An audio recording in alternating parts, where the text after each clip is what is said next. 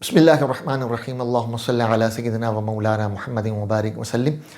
انشاءاللہ عز و جل آج میں آپ کے سامنے ہر مرض سے شفا کے لیے ایک صورت ذکر کروں گا۔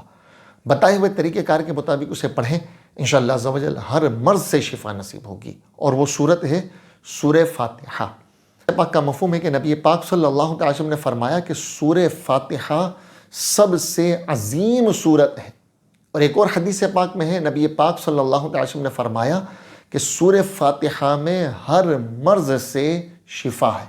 اسی سبب سے اسے سورہ شفا بھی کہا جاتا ہے، اور چونکہ اس میں دعائیں بھی ہیں تو اس لیے اسے سورہ دعا بھی کہا جاتا ہے۔ سورہ فاتحہ بھی، سورہ دعا بھی، اور سورہ شفا بھی کہا جاتا ہے۔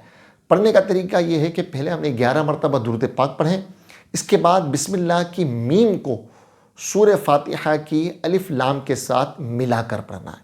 کس طرح؟ یوں پڑھیں گے، بسم اللہ الرحمن الرحیم الحمد للہ رب العالمین، یعنی بسم اللہ الرحمن الرحیم کی میم کو سورہ فاتحہ کے الف لام کے ساتھ ملا دیں گے، یعنی بسم اللہ الرحمن الرحیم الحمد للہ رب العالمین۔ پوری صورت اسی انداز میں 41 مرتبہ پڑھنی ہے۔